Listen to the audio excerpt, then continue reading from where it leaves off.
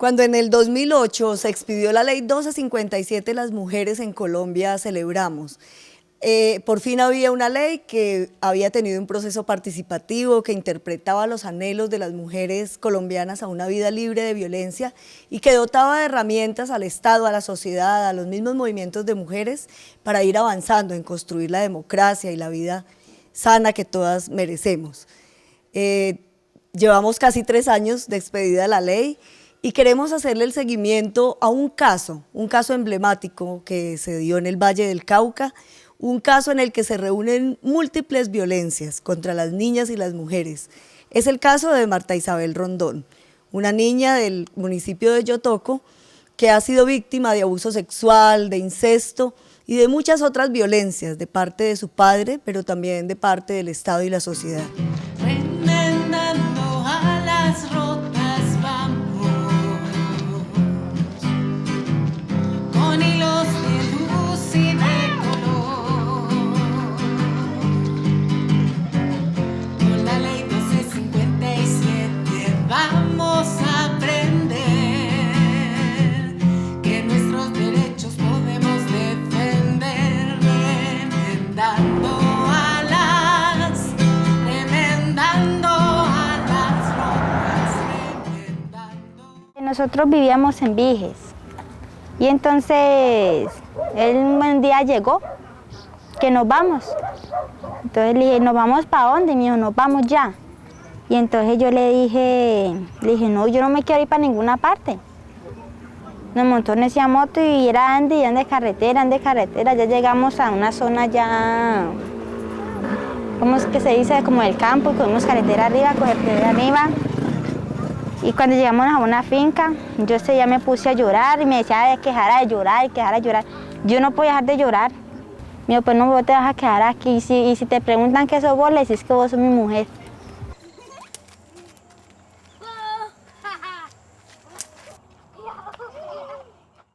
Iniciamos la campaña Remendando Alas, pensándonos en cómo hacerle el seguimiento a un caso, qué cosas funcionan y qué cosas no funcionan, cuando una mujer víctima de todas las violencias se aproxima a tratar de restituir sus derechos, los de sus niños y sus niñas.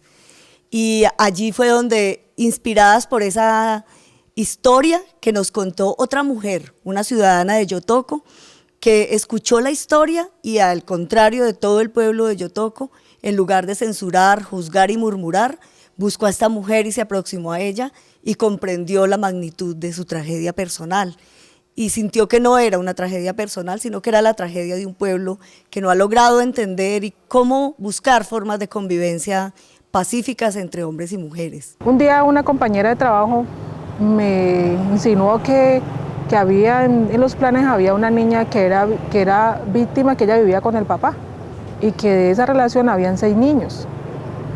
Cuando yo pregunté que qué edad tenía esa niña, me dijo que tenía 25, 26 años y yo devolví y pregunté que cuánto tenía la niña mayor, me dijo que tenía algo como 12 o 13 años. Entonces yo me devolví a hacer como el conteo y dije, por Dios, esta niña apenas empezó a ovular, ya empezó a parir hijos. Él era el que bajaba en la tienda, él era el que iba a traer las cosas, el que hacía todas las labores. Yo no salía de la casa. Y cuando ya me llegaba la hora de tener los niños, pues yo me ponía a esperar el bus. Y el bus me llevaba de ahí, me recogía el bus y me llevaba al cuadradero. Y ahí cogía un taxi y me llevaba al hospital, me decía cómo hacerlo. Preguntamos, por ejemplo, ¿qué pasó con el sistema de salud? ¿Qué tiene que hacer un sistema de salud cuando llega una adolescente a parir 1 y 2 y 3 y 4 veces y hasta 6 veces llega una mujer a parir, a un sistema de salud que no le hace las preguntas de quién son los hijos, por qué no planifica, es una decisión autónoma, de dónde está saliendo toda esta historia, qué pasa con los hijos, en qué condiciones los está criando? Ninguna de esas preguntas fue hecha a tiempo. Esta es una foto de mi mamá. Esa es mi mamá. Mi mamá, pues, como es una mujer que tiene también sus problemas y sus inquietudes, sus necesidades. Igual no la culpo por no estar conmigo porque pues ella tiene un marido que atender, sus hijos a quien estar pendiente de ellos. Igual tienen niñitos pequeños. Entonces igual, ¿cómo va a descuidar de sus hijos pequeños por estar pendiente de mí? Casi todas las funcionarias y funcionarios y cualquier persona que escucha la historia se pregunta ¿y qué pasó con la mamá? ¿Por qué no la protegió la mamá? O le echa la culpa a la mamá. Y es realmente lo que ocurre con la maternidad en nuestro país. No hemos entendido la dimensión de la maternidad social y las mujeres vivimos la maternidad en una soledad infinita, en una indefensión infinita.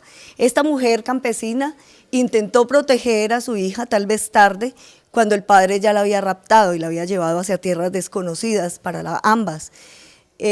Puso un denuncio en Viges, en la fiscalía, pero fue un caso que ni siquiera se abrió, se archivó, porque el fiscal consideró que era solamente el testimonio de una mujer y eso no tenía validez, no había víctima, no había victimario y entonces un solo testimonio no tenía razón para abrir un caso. Ese caso fue cerrado en el 2001 y si ese caso hubiera sido investigado y hubiera actuado el Estado como correspondía, se le hubieran evitado 5 hijos a Marta Isabel y un gran infierno de penas que pasó de ahí en adelante.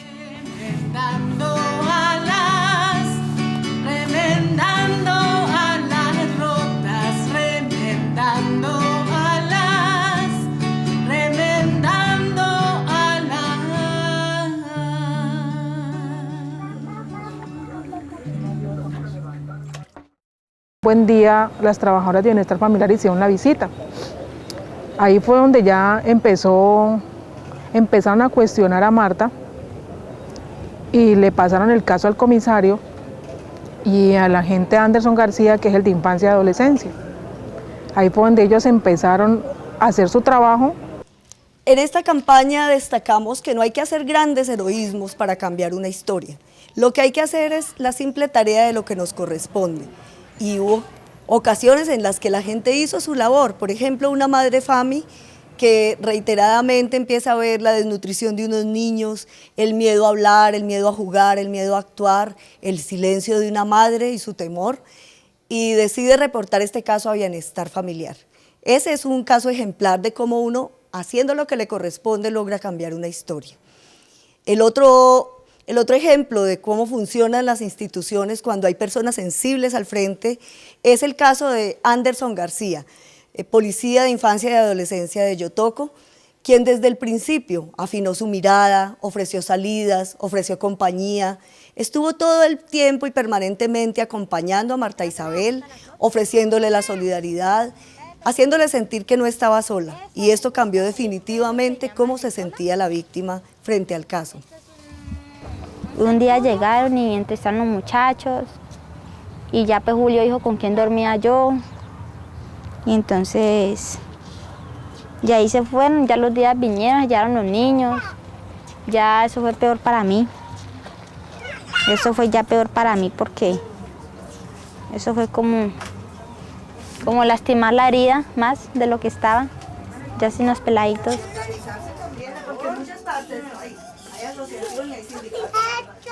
Lo primero que se hace es el cuestionamiento, ¿por qué aceptó?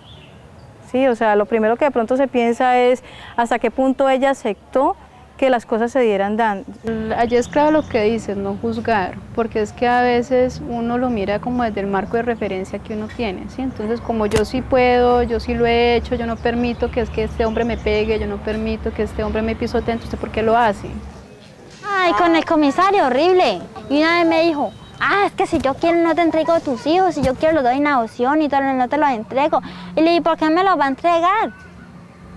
¿Por qué los va a entregar en adopción si yo los quiero para mí? Y ese ya me gritó horriblemente, delante de toda la gente. Y después me pidió disculpas y yo no se las acepté. El sistema de bienestar familiar en Colombia ha avanzado mucho en la comprensión y en la garantía de los derechos de la infancia en el país. Este sistema, conformado por el Instituto Colombiano de Bienestar Familiar y las comisarías de familia, actúan, intervienen cuando sienten que están vulnerados los derechos de la niñez. Sin embargo, tienen muy perdido todo el asunto de los derechos de las mujeres y creen que garantizar los derechos de la niñez significa perseguir, hostigar y juzgar a las mujeres, y no es su función. Entonces, allí se hace un sesgo que configura el horror para las mujeres que le tienen pánico, le tienen terror al sistema de bienestar familiar y muchas veces no hablan de sus propias agresiones por miedo a que les quiten a sus niños o sus niñas. Dentro de este sistema hay unas cosas muy importantes que ofrece la sociedad, los hogares juveniles campesinos y otros sistemas que desde la sociedad se abren para dar albergue a los niños y las niñas maltratadas y que en este caso ha funcionado de manera maravillosa, estableciendo diálogos, recomponiendo lazos, configurando una autoridad materna de Marta Isabel basada simplemente en el amor, una autoridad amorosa que para ella fue muy difícil cuando tenía la sombra de su maltratador al lado, pero que hoy es un ejemplo para las mujeres de Yotoco y para las familias de Yotoco. En el caso de la niña, a mí me pasaron muy poca información. ¿Por qué? Porque la entidad que conoce directamente y que maneja eso es Comisaría de Familias. A ver, tengo entendido por Rosalba y por su grupo de trabajo que la niña Bienestar Familiar estaba muy pendiente de ella, ¿ya? Le pusieron psicólogo, ¿cierto? Comprendimos la inmensa importancia que tienen las personerías municipales. Son ellas las encargadas de representar a la ciudadanía en la búsqueda de ejercer sus derechos, de restituir derechos y la vida. Y son ellas las encargadas de establecer esos diálogos con los funcionarios y funcionarias, de vigilar que ellos se atengan a las leyes y a la Constitución. Son esas personas centrales en que realmente la ciudadanía pueda ejercer sus derechos plenos. Como ahorita se van a empezar los programas de vivienda, yo creo que ella debe estar ahí, en ese censo. Sí, sí. Y ella, para mí, creo que debe tener prioridad y la va a tener, es lo más lógico. Después volví, que salían para agosto. Fui para agosto, que no, que tal, se demoraba. Ya, a mí me cansa de andar detrás de esa gente y yo no volví, no he vuelto hasta ahorita, no he ido. Los municipios tienen un papel central dentro del cumplimiento de la Ley 1257, así como de la restitución de derechos en general. Los municipios no conocen la ley, tampoco les interesa mucho actualizarse en ella, y los municipios tendrían que tener, por ejemplo, albergues, tendrían que tener dispuestos mecanismos para acoger a las víctimas, para hacer que crezcan dentro de esa restitución de derechos. No tienen ningún dispositivo y además los pocos dispositivos que tienen no los ponen al servicio ni priorizan a las mujeres que quieren reconstruir su vida.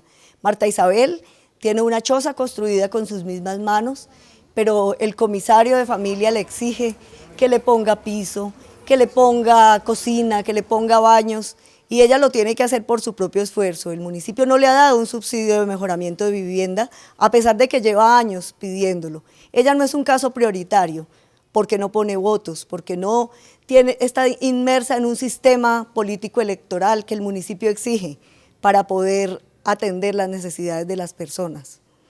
Los niños quedaron bajo protección del Instituto de Bienestar Familiar. Esta es la mujer que fue víctima por más de 13 años de abusos sexuales cometidos por su propio padre Álvaro Rondón, con quien tuvo 6 hijos. 24 horas después de la captura del presunto violador, la joven narró que el agricultor le hizo creer que una relación entre los dos era normal, cuando apenas tenía 13 años de edad. Yo le dije a él, le dije, eso no está bien así, yo no quiero nada de esto que usted me está proponiendo. Pero él insistió, ya cuando ella me dijo que ya eso era normal, ya de ahí para acá ya siguió y ya nos fuimos de la casa. Cuando eso salió en la televisión yo estaba donde mi comadre, en Doña Gloria, en Yotoco. Le cuento cuando llegó esa gente, yo sentí que ese tanque de lavadero me subió. Y yo me sentí como dentro de esa agua y me decía, esa cosa me estaba chupando para abajo, el sifón. Asegura que nunca lo denunció porque siempre fue víctima de maltratos físicos y psicológicos que la obligaban a permanecer a su lado. Si él me pegaba, que yo sin él yo no podía vivir, que yo me moría de hambre y todas esas cosas. ¿Que no le fuera a contar a nadie?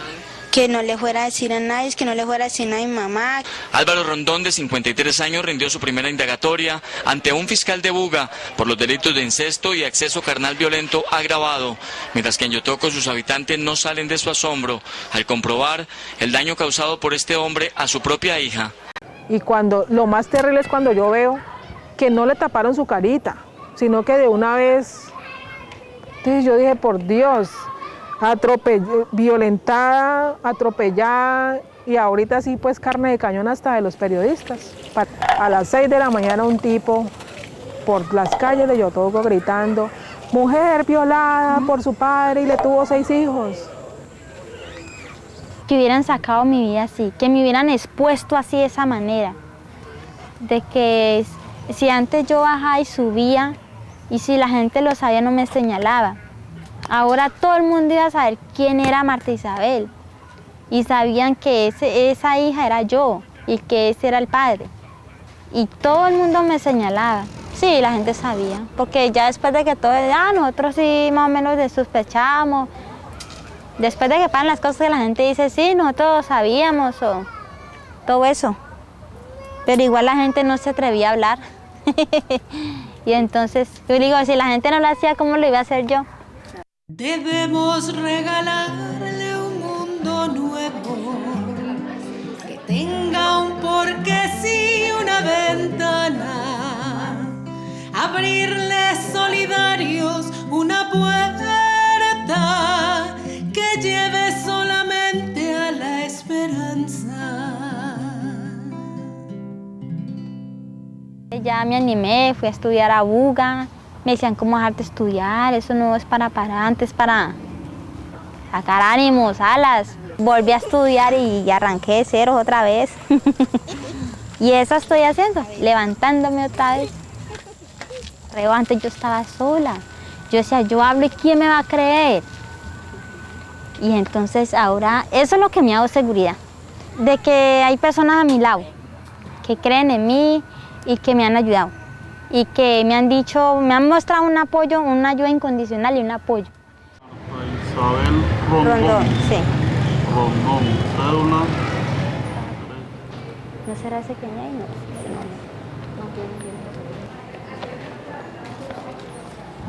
Esta es una acta de petición que yo vengo a solicitar información sobre cómo va el caso del señor Álvaro Rondón.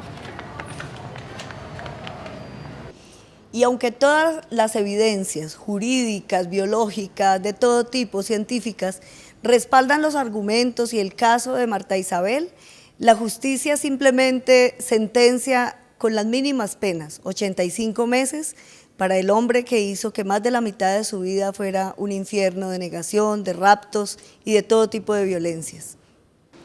El llamado que hago a la comunidad en general, a la comunidad universitaria y a la comunidad jurídica, es que la Ley 1257 debe tener la importancia que ha querido el legislador, precisamente convertirse en un instrumento real de protección y no en un simple canto de sirena.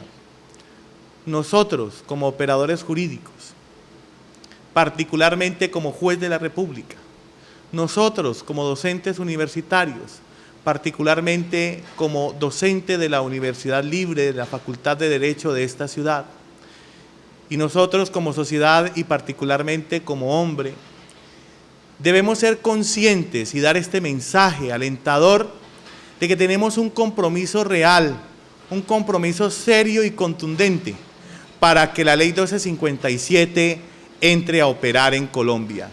No solamente desde el punto de vista jurídico, sino desde el punto de vista real, desde el punto de vista formal y material.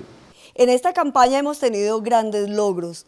Encontrarnos con un aliado maravilloso como son las facultades de Derecho, especialmente la Universidad Libre, pensando cómo hacer de su consultorio jurídico un consultorio especializado en las violencias contra las mujeres, en asesorar a las mujeres víctimas de violencia en la restitución de sus derechos, pensando en cuáles son las investigaciones que habría que hacer para alimentar a la justicia y al derecho de otras miradas, pensándose en cómo transversalizar todos sus grupos de investigación con estas nuevas perspectivas que hacen del derecho un asunto mucho más vivo y vital. Es un aliado maravilloso que sabemos que va a ser ejemplo para que muchas otras facultades se vinculen a esta causa de la justicia con las mujeres. El defensor del pueblo regional, así como todos sus equipos de trabajo, están pensándose cómo hacer para que desde su labor cotidiana prepararse para representar a las víctimas, ya no solamente una defensoría pública que acompaña a los victimarios que no tienen con qué defenderse, sino que acompaña a las víctimas en los procesos, que las asesora, que las hace sentir menos solas. Sabemos que ese solo factor de no sentirse solos es ya todo un cambio en cómo se aproxima la víctima a la justicia. Fuiste el espejo de ojos crueles, ritual perverso, vida que duele. Fuiste el espejo de los temores, ojos que juzgan sembrando horrores. Fuiste el espejo de la impotencia cuando mataban a la inocencia. Y ahora eres tú, tu propio rostro, tus propios sueños. Y ahora eres tú y te reconoces en el espejo. Ahora eres tú, tu propia vida, tus propias huellas. Y ahora eres tú, tu propia dueña.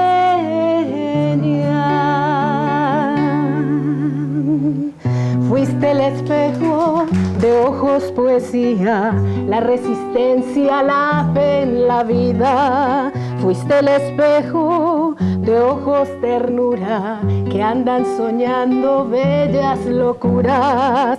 Fuiste el espejo de la alegría de las amigas que te decían que ahora eres tú, tu propio rostro, tus propios sueños. Ahora eres tú y te reconoces en el espejo. Ahora eres tú, tu propia vida, tus propias huellas. Ahora eres tú, tu propia dueña. Ahora eres tú, tu propia dueña.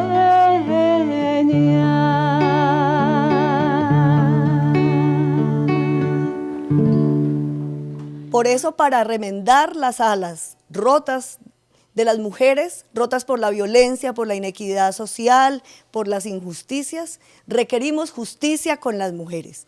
Una justicia que se ponga a tono con los grandes avances internacionales y nacionales, pero que se ponga a tono sobre todo con nuestros sueños, nuestras aspiraciones, con la cantidad de potenciales que se pierden, que se desperdician cuando no podemos hacer una vida libre de violencias.